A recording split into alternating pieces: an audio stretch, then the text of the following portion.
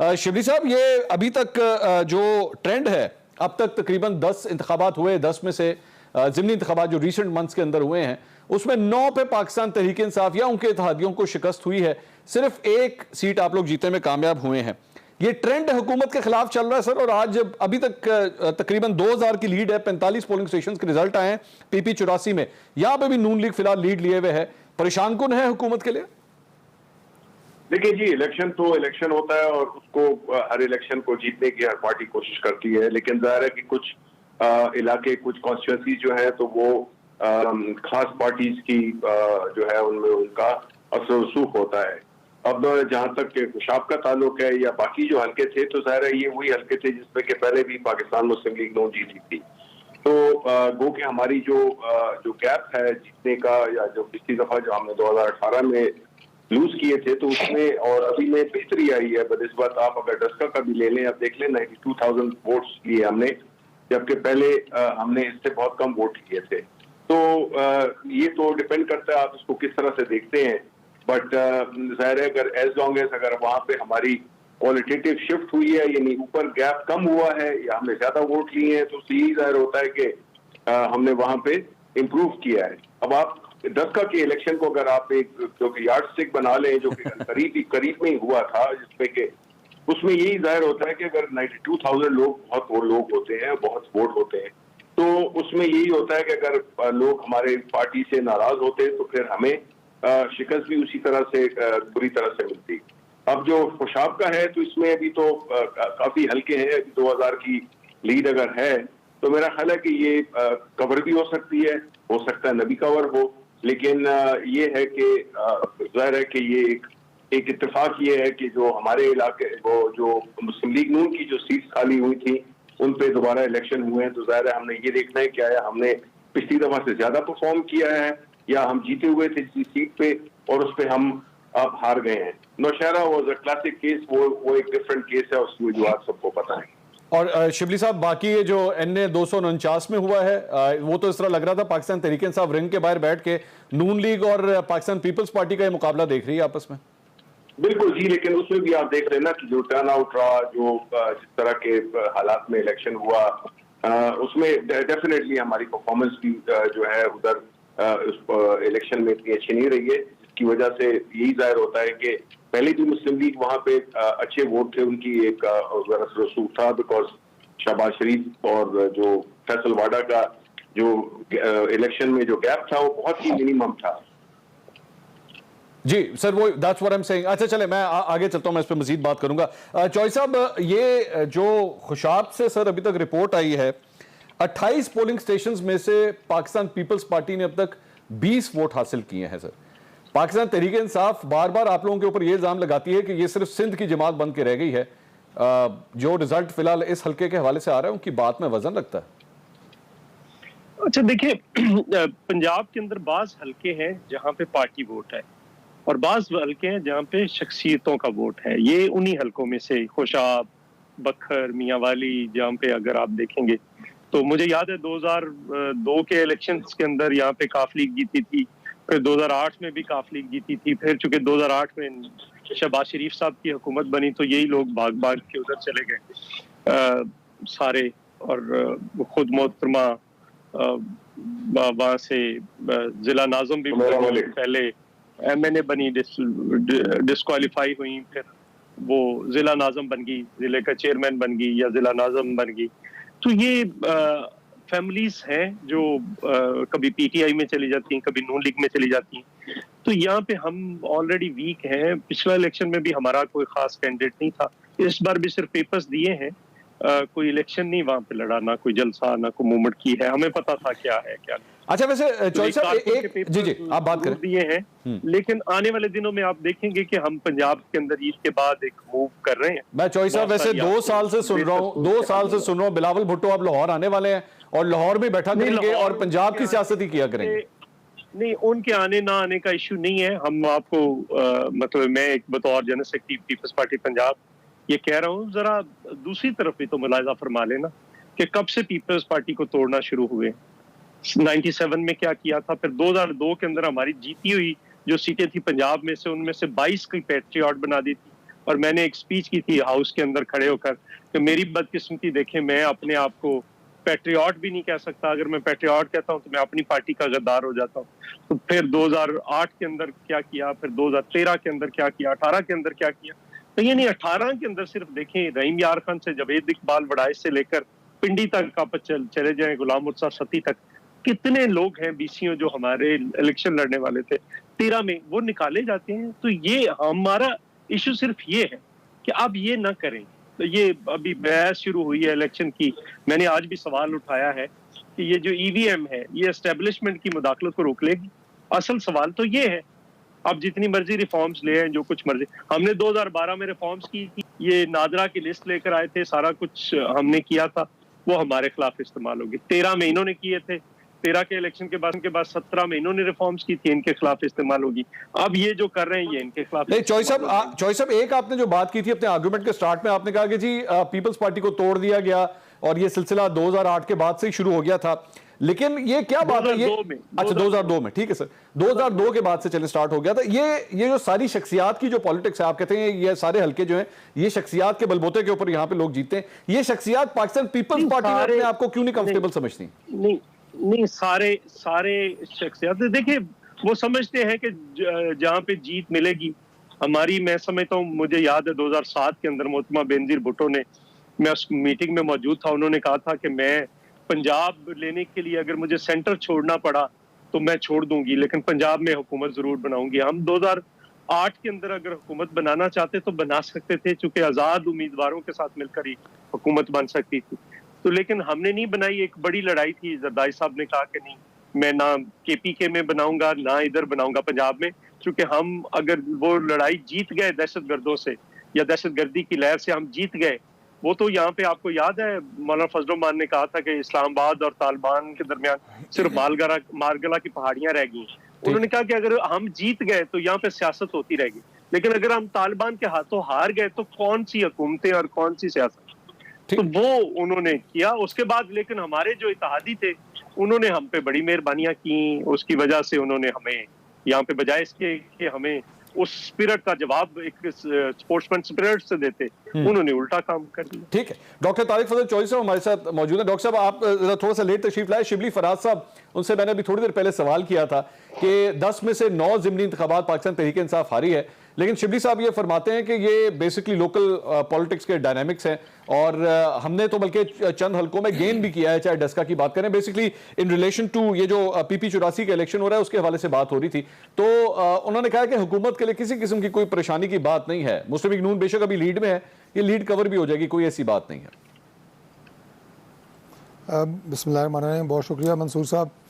देखिए, शिबली फराज साहब ने जो गुफ्तगू की है या जो पॉइंट जिसका आपने जिक्र किया, सीनियर पाकिस्तान तहरीक इंसाफ के मेंबर हैं और जो उनके संजीदा हल्के हैं उनमें इनका शुमार होता है। लेकिन बिलउमूम जो गवर्नमेंट्स होती हैं, और मैं तहरीक इंसाफ की नहीं, मैं बाकी भी गवर्नमेंट्स को कहूँगा कि उनका अलमिया ये होता है कि उन्हें इसी तरह के मशवरे दिए जाते हैं कि आपके अंदर कोई ख़राबी नहीं है, कोई आपके अंदर खामी नहीं है, हमारी पॉलिसीज़ बहुत ज़बरदस्त हैं, अवाम दोस्त हैं और वज़ीर-ए-आज़म की मकबूलियत का जो आलम है वो आसमानों को छू रहा है। 10 में से 9 इलेक्शन हार रहे हैं, लेकिन वो सारे के सारे लोकल डायनामिक्स हैं। ये वो बात है जो मैंने आपके सामने रखी है। यानी हुकूमत को चाहिए तो ये कि वो ये देखे कि क्या लोग हमसे नाराज़ हैं, क्या हमारी पॉलिसीज़ ऐसी हैं कि जिनसे लोगों को कोई गिला है, क्या पाकिस्तान के अवाम हमसे खुश है। ये बड़े सिंपल से सवाल होते हैं। अभी आप अगर मईशत की बात करेंगे तो हमारे तहरीक इंसाफ के दोस्तों के पास चंद लिखी हुई ऐसी टर्मिनोलॉजीज़ हैं जो आप तो शायद समझ जाएं, मैं और चौधरी मंजूर साहब शायद समझ भी ना पाएँ, और ना वो उन लोगों के लिए हैं जो आपका प्रोग्राम सुन रहे हैं। वो वक्त गुजारी के लिए होती हैं और वो बस डंक टपाऊ प्रोग्राम होता है। सिंपल बात ये होती है कि मईशत एक आम आदमी के लिए, मैं बार बार ये बात कहता होता हूँ कि 3 वक्त की रोटी का नाम है। 80% पाकिस्तानियों के लिए 3 वक्त की रोटी का नाम मईशत है।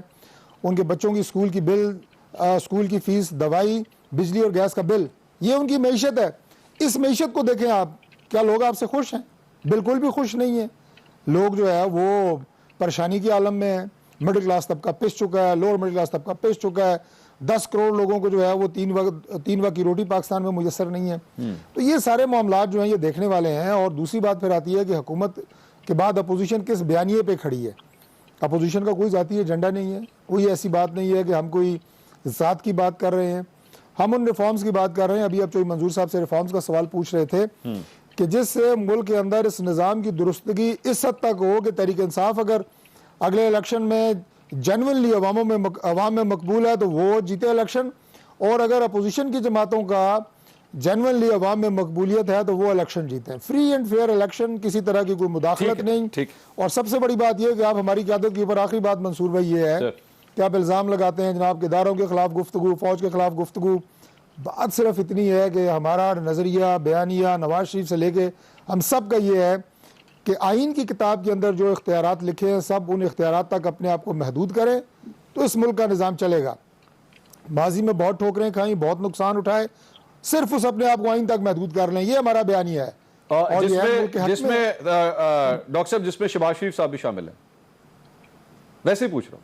यकीनन पार्टी के सदर हैं, वो इसमें शामिल हैं। अच्छा, उनका भी बयानिया जो है शहबाज शरीफ साहब, आपका क्या ख्याल है कि पाकिस्तान के खुदा न खास्ता कोई आइन से मावरा कोई बात कर रहे हैं? अच्छा, वो भी इसी आइन के तहत हैं, इसी आइन के मुताबिक बात कर रहे हैं। मैंने कहा क्लियर कर लें, ठीक है। नहीं बिल्कुल क्लियर है, मुझे क्लियर है, आप भी क्लियर करें। क्लियर कर लेते हैं, क्लियर कर लेते हैं। अच्छा शिबली फराज साहब, ये डॉक्टर साहब बड़ी इंपॉर्टेंट बात कर रहे हैं कि जो बेसिक प्रॉब्लम्स हैं आवाम की, आप लोग उसको एक्सेप्ट नहीं कर रहे। आप बेसिकली अपनी हार की वजह चंद और फैक्टर्स को तो समझ रहे हैं, लेकिन जो असल अवामी मसाइल हैं उसको नहीं समझ रहे। जिसमें मैं आपको एक छोटी सी एग्जांपल आज लाहौर के हवाले से देता हूं। ये खबर आज चली है, 120 रुपए से लेके 125 रुपए किलो इस वक्त आपको चीनी मिल रही है। ये रेट है इस वक्त लाहौर के अंदर। 2 महीने से होल सेलर्स ने अपनी दुकानें यहां पे बंद की हुई हैं। चीनी लेने के लिए आपको लाइनों में लगना पड़ रहा है, अंगूठे लगवाने पड़ रहे हैं। इस तरह लग रहा है खुदा न खास्ता जिस तरह जंग के अंदर जो सूरत हाल होती है मुल्कों के अंदर, किशन आपको तरीके से डिस्ट्रीब्यूट करना पड़ा। ये सूरत हाल है। यूं एक एक करके जैसे लोग वैक्सीनेशन लगवाने के लिए जाते हैं ना, इस तरह लोगों को चीनी पाकिस्तान में लाहौर में जो इतना इंपॉर्टेंट एक शहर है वहां पे चीनी आज इस तरह मिल रही। लिटरली मैंने जब ये मनाजिर पहली दफा देखे, पहले मैं ये समझा ये लोग वैक्सीनेशन लगवाने के लिए आए हुए तो इसलिए लाइनें बना के यूं करके खड़े हुए। बाद में पता लगा ये सब लोग चीनी लेने के लिए यहां पर आए हुए। सर ये विजुअल जब जाते हैं हुकूमत की तरफ से तो सर हुकूमत के लिए फिर जाहिर बात है वोट भी फिर उसके मुताबिक ही पड़ेगा ना। देखिए मैं इसमें मंसूर मैं ये बात कहूंगा कि तारिक फजल चौधरी जो बात कर रहे थे, देखिए अगर तो सिचुएशन इतनी खराब होती जितनी कि ये कह रहे हैं, मैं ये नहीं कह रहा हूं कि इश्यूज नहीं है, इश्यूज हैं और इश्यूज हमेशा रहे हैं। और क्या हो रहा है उसकी मैं थोड़ा सा वजाहत कर दूंगा। देखिए जो मजरकशी की है इन्होंने, और जो अभी आपने भी कहा कि जो चीनी की कतारें लगी हुई हैं वगैरह वगैरह, ये जाहिर है कि चीनी की एक इशू है। इस पर मैं दोबारा फिर आता हूँ। मैं ये कहूँगा कि देखिए अगर इस तरह के हालात होते तो फिर तो चाहिए ये था कि हमारी जमानतें जब्त होती। इसका ये भी मतलब नहीं है कि हारे, अगर आप इलेक्शन अगर 100 वोट से भी हारे तो हारे, ये भी मैं मानता हूँ। लेकिन हमने देखना ये है कि जो इलेक्शंस हैं, पहली बात तो ये है कि वो फ्री एंड फेयर हो और उसकी एक क्रेडिबिलिटी हो कि कोई हारने वाला शख्स जो है तो वो कहे कि जी बिल्कुल फेयर इलेक्शन हुआ है और मैं हार गया हूँ। अब हमने ये देखा है कि इलेक्शंस में जिस तरह से कि मुख्तलिफ जगहों पे इंटरेस्ट होता है, खुद अभी इस वक्त मुस्लिम लीग ने गिनती के लिए दोबारा वो एप्लीकेशन दी हुई है जो मंजूर भी हो गई है।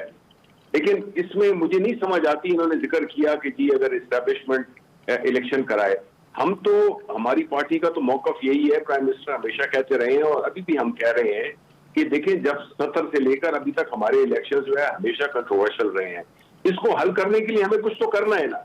अब वो कुछ करने के लिए अगर हम उसको इलेक्ट्रॉनिक वोटिंग मशीन्स कर रहे हैं जो कि हमारे कॉमसेट्स और हमारे नेशनल इलेक्ट्रॉनिक इंस्टीट्यूट बना रहा है, तो इसमें कौन सी वो आ गई। आप कम से कम एक चीज आपने देखी नहीं है, लॉज देखे नहीं है, अमेंडमेंट देखी नहीं। मैं शिबली साहब एक बात बताऊं इस पे करने के लिए, और आप उसको अपोज कर रहे हैं। मैं शिबली साहब मैं आपको एक बात बताता हूं। मेरी जो इनके लीडरों से जो मेरी बात हुई है ना दोनों पार्टियों को, सर ये इनको डर लगता है कि वो जो इलेक्ट्रॉनिक मशीनें है ना उसमें धुंध ना आ जाए। देखें ये तो खैर नॉन सीरियस सी बात हुई इन द सेंस कि अगर इनके लीडर ये कह रहे हैं तो ये बड़े नॉन सीरियस बात कर रहे हैं। इनका बुनियादी मकसद मैं आपको बताता हूँ ना कि ये क्यों इसको अपोज कर रहे हैं। अपोज इसलिए कर रहे हैं कि देखिए पीपल्स पार्टी जो कि सिंध की पार्टी बन गई है बदकिस्मती से, वो उधर इनकी कोई 30-40 साल से इनकी हुकूमत है। इसी तरह पंजाब में पाकिस्तान मुस्लिम लीग नून की 35-40 साल से हुकूमतें हैं। चाहे टीचर हो, पुलिस हो, ब्यूरोक्रेसी हो, पटवारी हो, जो भी हो, वो सभी इन्हीं के भर्ती किए हुए हैं और मेजॉरिटी में ये जाते हैं उधर, वो इन्फ्लुएंस करते हैं इलेक्शन को। ये चाहते हैं अगर ये इनके हाथ से ये एडवांटेज चला जाए। अब जो वोटिंग मशीन्स है वो कोई ये तो नहीं देखती हैं कि ये पीपल क्या है, ये किसका है। इसमें हमें सारी दुनिया में अक्सर ममालिक, हमारा नेबर, कभी आपने सुना इंडिया में कि धांधली का वो आवाज उठी हो? नहीं उठी। शिबली भाई एक सवाल सर, ये जो डस्का में 20 प्रिजाइडिंग ऑफिसर गायब हुए थे, ये नून लीग ने किए थे? देखें, मेरी बात सुने, मैं ये कह रहा हूं कि देखिए कंट्रोवर्सी हुई ना, कंट्रोवर्सी हुई। अच्छा, ये स्टैंड अलोन इक्विपमेंट है जिसको कि हम लोकली डेवलप कर रहे हैं। हमारी यूनिवर्सिटी कॉमसैट्स और national institute of electronics develop कर रही है। फिर जो है तो बक्सा हमने आउटसोर्स किया था, वो भी अभी नहीं हुआ। और तो हम यही चाहते हैं कि ये इस किस्म की चीजें नहीं आए, जो कि वहीं पे पोलिंग स्टेशन पे ही आपके फैसले हो जाएं, उसका जो है तो पेपर रिकॉर्ड भी होगा और उसका इलेक्ट्रॉनिक रिकॉर्ड भी होगा। ठीक है। तो ये तो इंप्रूवमेंट की तरफ जाने नहीं चाहते। तो शिबली साहब, आप इनके लीडरों को, इन लोगों को बुलाएं अपने, आप तो minister for science and technology हैं, आप इनको बुलाएं, इनको एक डेमोन्स्ट्रेशन तो दें उसका। नहीं, बिल्कुल देंगे। कोई भी चीज देखें, इसमें जो मेन वो है स्टेक होल्डर है, वो इलेक्शन कमीशन ऑफ पाकिस्तान है। उनकी जो भी रिक्वायरमेंट्स हैं वो पूरी होंगी, अदरवाइज तो नहीं होगा ना। ठीक है। देखिए, इस पे बहस तो शुरू करनी चाहिए। इन्होंने बगैर देखे, बगैर उसको टेस्ट किए हुए उसको रिजेक्ट कर दिया है। ठीक, इसलिए कि ये जानते हैं कि अगर इलेक्शन फ्री एंड फेयर तरीके से हुए तो वो नुकसान है। हालांकि हम ये समझते हैं कि ये मुल्क के लिए फायदेमंद होगा। जो भी इलेक्ट होके आएगा उसकी क्रेडिबिलिटी होगी, उसकी कोई हमारी कंट्रोवर्सी नहीं होगी। अब देखें कितने इलेक्शन से हम यही बहसें करते आ रहे हैं कि जी इलेक्शन इधर धांधली हुई, उधर धांधली हुई। अब कराची में लेटेस्ट जो हुआ है वो तो कराची में हुआ है। ठीक है। उसमें अब लोकल एडमिनिस्ट्रेशन किसकी थी? वो पीपल्स पार्टी की थी। तो जाहिर है कि इल्जाम तो लगता है। हालांकि आपने माजी में देखा होगा कि जो भी ज़िमनी इंतखाबात हुए हैं उसमें जो सिटिंग गवर्नमेंट होती है वो जीतती है जी। हम चूंकि हमने इस किस्म के काम में बिलीव नहीं करते हैं, अगर कहीं इंडिविजुअली या आइसोलेशन में कोई एक वाकया हो गया हो तो वो एक इंडिविजुअल वाकया है। ठीक, बट जनरली तो आप देखिए ना, केपी में भी तो हमारी हुकूमत थी, लेकिन फिर भी हार गए वहां पर। बिल्कुल ठीक, तो हम उधर भी कर सकते थे। ठीक है सर, एक ब्रेक